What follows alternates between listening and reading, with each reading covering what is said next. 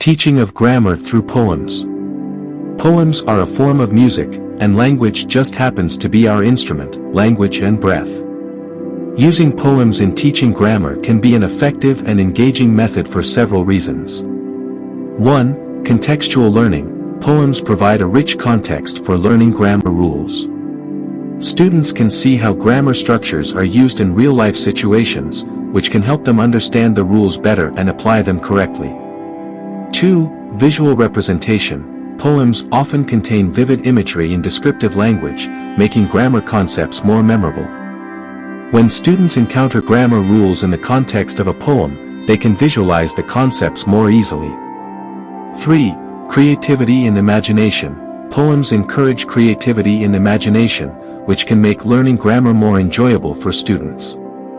They can explore different ways of expressing ideas and emotions through language, leading to a deeper understanding of grammar rules.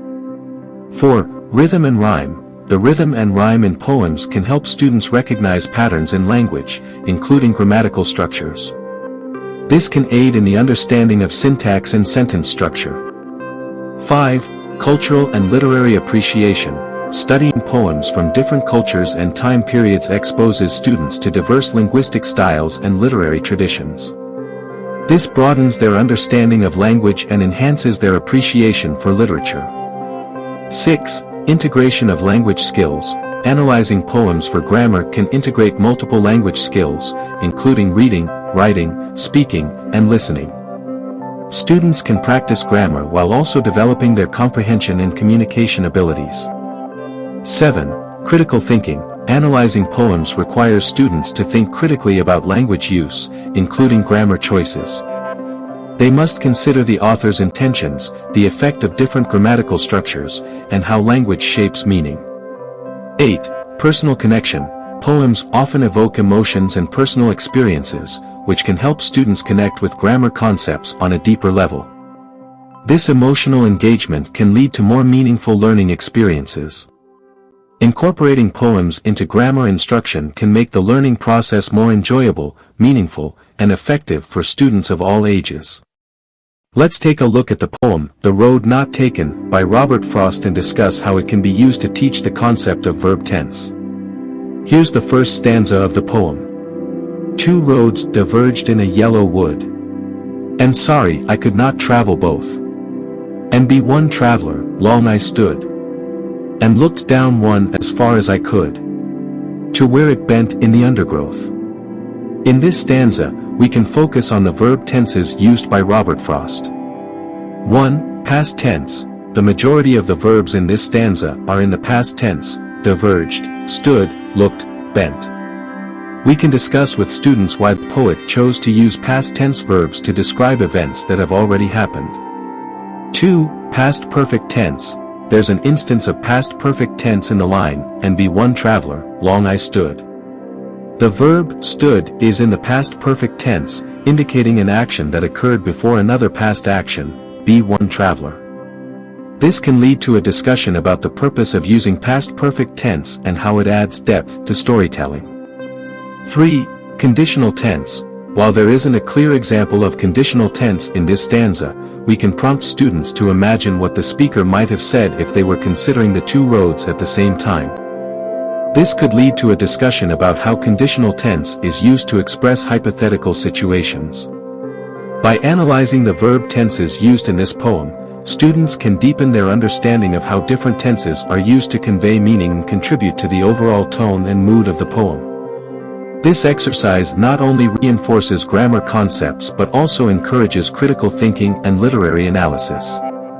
Let's consider the poem, I Wandered Lonely as a Cloud, by William Wordsworth, and how it can be used to teach the concept of adjectives.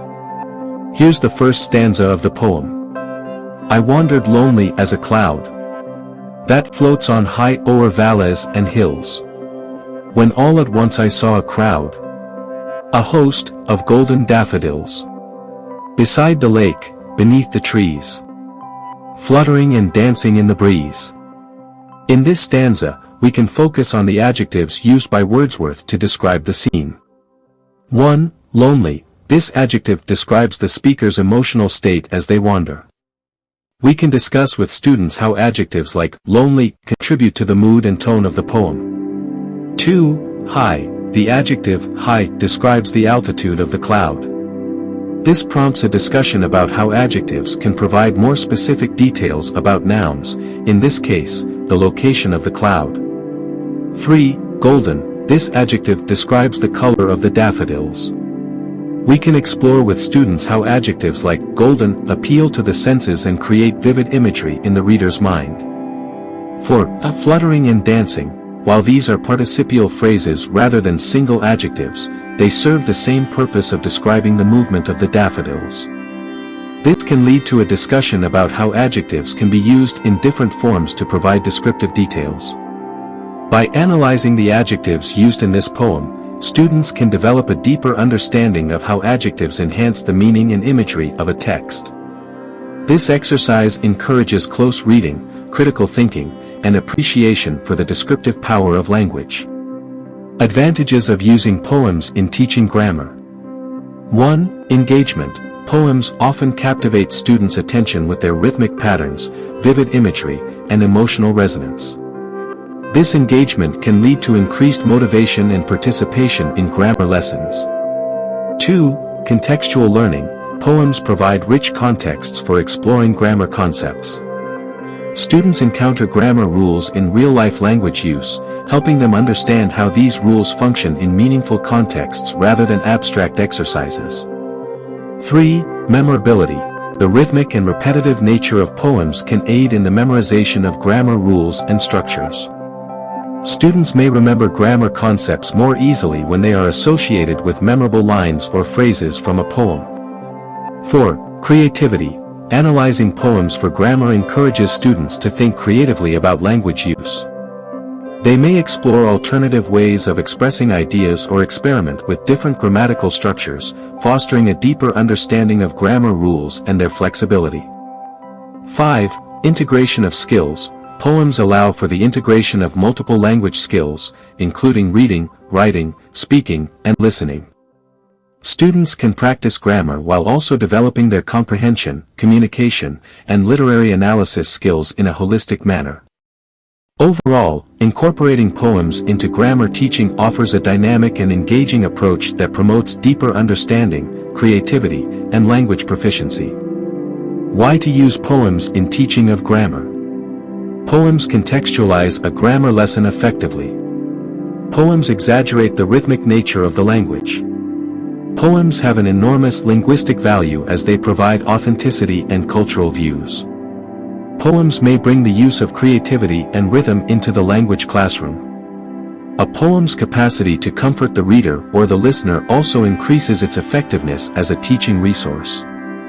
The teacher provides a poem that is syntactically and thematically appropriate to the level, age, and interests of the students.